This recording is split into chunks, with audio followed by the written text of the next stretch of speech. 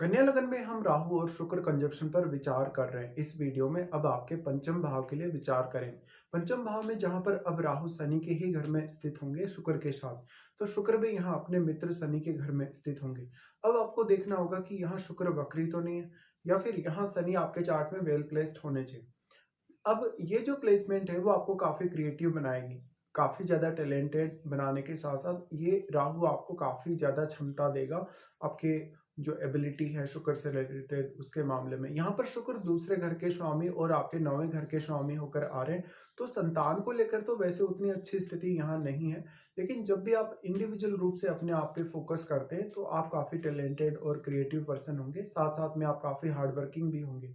लेकिन यहाँ शुक्र मेनली आपकी जो एक्सपेक्टेशंस हैं रिश्तों को लेके वो काफ़ी ज़्यादा बढ़ाएगा। शनि के घर में राहु काफ़ी कंफर्टेबल फ़ील करेंगे, बट अगर मान लो आपके शुक्र वक्री हो जाते हैं, तो उस केस में आपको उतने बेहतर रिज़ल्ट नहीं मिल सकते जितने आप चाहते हैं, और फिर राहु का प्रभाव उतना ही ज़्यादा शुक्र पर बढ़ेगा। यहाँ पे अब आपको देखना होगा कि शनि का क्या संबंध यहाँ है या नहीं अपने पंचम भाव से।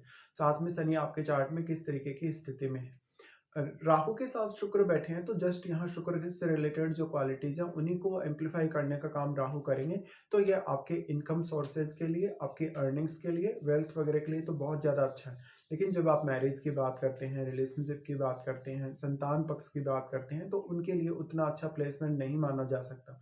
यहाँ पे अब अन्य ग्रहों का रोल भी उतना ही ज़्यादा इंपॉर्टेंट है। मान लो अगर राहु या शुक्र के साथ आपका कोई भी प्लेनेट यहाँ स्थित है, तो उस प्लेनेट का रोल भी काफ़ी इंपॉर्टेंट होगा, वो प्लेनेट की क्वालिटीज़ भी काफ़ी मल्टीप्लाई होंगी।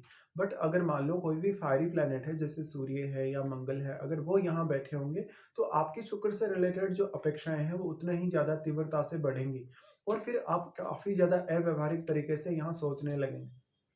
शुक्र वास्तव में अब राहु के जितने ज़्यादा क्लोज होंगे, तो आपको धन, लग्ज़री पाना, जीवन में ऐशो-आराम पाना उतना ही ज़्यादा आपकी चाहत रहेगी, और उस वे में आप काम भी कर पाएँगे। अब राहु शुक्र के साथ जो भी अन्य प्लैनेट है, अगर वो या तो राहु का मित्र हो, तो वो हो सकता है शुक्र का भी मित्र हो।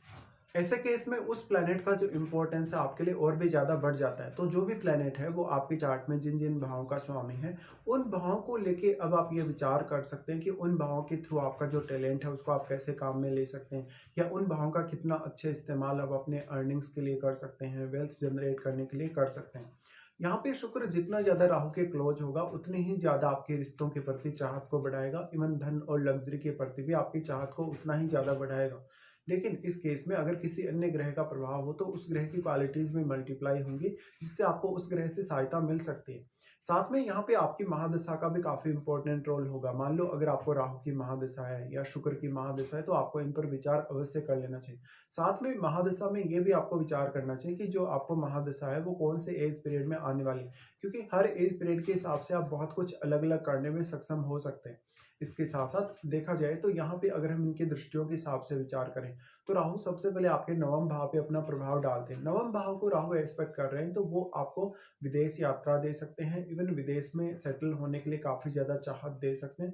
आपको फॉरेन के थ्रू इनकम सोर्स दे सकते हैं, लॉटरी, सट्टा या इवन शेयर मार्केट के थ्रू भी काफ़ी ज़्यादा आपको इनकम हो सकती है। बट आप अपने हॉबीज़, अपने टैलेंट पे कितना ज़्यादा वर्क कर सकते हैं, या अपने आप को समय के साथ-साथ कितना ज़्यादा इम्प्रूव भी कर सकते हैं, ये आपको देख लेना चाहिए।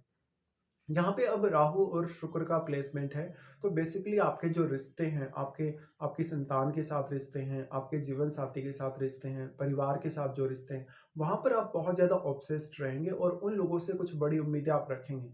राहु शुक्र का कंजक्शन मेनली आपको उतना ज़्यादा सेटिस्फेक्शन तो नहीं दे सकता, लेकिन फिर भी आप एक बहुत ही अच्छी स्थिति में होंगे अगर यहाँ पे राहु या शुक्र को कोई अन्य प्लेनेट प्रभावित नहीं कर रहा और शुक्र यहाँ वक्री ना हो तो। शुक्र के घर पे ही अब क्योंकि राहु दृष्टि डालते हैं 9वें घर पे, तो ऐसे में जो दूसरी संस्कृतियाँ हैं, दूसरे धर्म हैं या दूसरी विचारधाराएँ हैं, उनको लेके आपको काफ़ी इंटरेस्ट रहेगा कभी-कभी। तो ये जो प्लेसमेंट है वो आपको हायर स्टडीज़ में काफ़ी सपोर्ट कर सकता है। साथ-साथ में देश-विदेश में घूमने-फिरने, विचरण करने की आपकी काफ़ी इच्छा भी होगी। यहाँ पे फिर राहु और शुक्र दोनों का ही प्रभाव आ जाता है आपके 11th हाउस पे। 11th हाउस पे जो प्रभाव है वो काफ़ी इंपॉर्टेंट होगा, क्योंकि ऑलरेडी 11th में अब केतु स्थित होंगे। तो केतु यहाँ सारा का सारा एनर्जी अब्ज़ॉर्ब कर रहे हैं, और आपका जो नेटवर्क सर्कल है हो सकता है आपके उतना ज़्यादा काम ना आए यहाँ पे। अब जो केतु के साथ प्लैनेट बैठा है आपके 11th हाउस में, उस प्लैनेट को देखिए, वो आपके जिन-जिन भावों को रिप्रेज़ेंट कर रहा है वो प्लैनेट, उन भावों के लिए आप काफ़ी ज़्यादा डिससैटिस्फाई रहेंगे लाइफ़ में, और उन भावों से रिलेटेड मामलों में काफ़ी ज़्यादा डिटेल्स से रहेंगे, उन रिश्तों से भी। ऐसे केस में अब आपको उस प्लैनेट विशेष से रिलेटेड, और वो प्लैनेट आपके चार्ट में जिन भावों का स्वामी है, उन भावों से संबंधित कार्यों को पूरा करने के लिए एफर्ट्स काफ़ी ज़्यादा ही करने होंगे। इसके साथ-साथ यहाँ जो एनर्जी एक्सचेंज हो रही है वास्तव में, राहु और शुक्र दोनों का ही प्रभाव जो 11th पर है, सारा का सारा एनर्जी केतु अपने पास ले रहे हैं, एब्ज़ॉर्ब कर रहे हैं। इस वजह से कहीं न कहीं आपका हालाँकि राहु और शुक्र का प्रभाव आपको यहाँ उतना अधिक नज़र नहीं आएगा, बट फिर भी शुक्र यहाँ ज़्यादा प्रभावित करेंगे केतु को। बट जितना भी एनर्जी केतु को मिल रहा है, सारा का सारा एनर्जी केतु एब्ज़ॉर्ब कर रहे हैं, तो एक बहुत ही अलग तरीके की प्यास यहाँ वो डेवलप कर रहे हैं आपके लिए। तो ऐसे में शुरुआत में हो सकता है लगभग यंग एज तक, लगभग आप 25 की एज तक या इवन 28 की एज तक बहुत ज़्यादा अर्निंग्स पर फ़ोकस करेंगे, अपने टैलेंट पे बहुत ज़्यादा फ़ोकस करेंगे। लेकिन समय के साथ-साथ आप थोड़े ज़्यादा मैच्योर होते जाएँगे, और उसके बाद आपको आपकी रियलिटी का पता लगेगा कि आप कहाँ गलत हैं और कहाँ सही हैं। तो उसके बाद लेट एज में आपकी लाइफ थोड़ी ज़्यादा बेटर और स्टेबल हो सकती है। यहाँ पे अब केतु 11th हाउस में स्थित होने से या तो आप अपने धन का, संपत्ति का अच्छे से यूज़ नहीं कर पाएँगे, या तो फिर आपकी इनकम वगैरह में काफ़ी उतार-चढ़ाव रहेगा और रिस्क भी। ऐसे में लॉटरी, सट्टा, शेयर मार्केट वगैरह इस प्रकार के कार्यों में अगर आप इन्वॉल्व्ड हैं, तो आपको कभी-कभी बड़ा नुकसान भी देखने को मिल सकता है। अगर यहाँ केतु पर किसी फ़ायरी प्लैनेट का प्रभाव हुआ, या राहु या शुक्र पर किसी फ़ायरी प्लैनेट का प्रभाव हुआ, तो आपको लॉस होने के चांसेस उतने ही ज़्यादा स्ट्रॉन्ग होते जाएँगे। उसके बाद राहु दृष्टि डालते हैं लगन पर। देखिए, लगन पर जब राहु दृष्टि डालें, तो क्योंकि अब वो अपने परम मित्र शुक्र के साथ यहाँ स्थित है पंचम में, और वो अपने शनि के घर में ही स्थित है, इसलिए यहाँ आपको वो टैलेंट काफ़ी ज़्यादा देते हैं, पर्सनैलिटी बहुत ज़्यादा अच्छी देते हैं, आपका प्रभाव दूसरों पर बहुत स्ट्रॉन्ग दिखाते हैं, साथ में आपके लिए पब्लिकली डील करना काफ़ी आसान होता है, और अपने टैलेंट को रिप्रेजेंट करना भी काफ़ी ज़्यादा आसान होता है। तो इस केस में आपको हालांकि लगन में बैठे हुए ग्रह को भी अवश्य देखना होगा। लगन में बैठा हुआ ग्रह आपके चार्ट में जिन-जिन भावों को रिप्रेजेंट कर रहा है, उन भावों के लिए आप काफ़ी ज़्यादा हार्ड वर्क करेंगे, या काफ़ी ज़्यादा ऑब्सेस्ड रहेंगे। तो राहु शुक्र का ये कंजंक्शन आपकी मैरिड लाइफ के हिसाब से हो सकता है उतना बेटर ना हो, लेकिन आपकी अर्निंग्स में बहुत बड़ा योगदान ये लाएगा। अब आप अपने आप की जो एक्सपेक्टेशन है, जो अपेक्षाएँ हैं, उसको किस हद तक कंट्रोल कर पाते हैं, इस पर भी बहुत कुछ डिपेंड करेगा। अब अगर देखा जाए, तो ये कंजंक्शन स्त्रियों के केस में उनके टैलेंट को ज़्यादा बढ़ाएगा पुरुषों की तुलना में।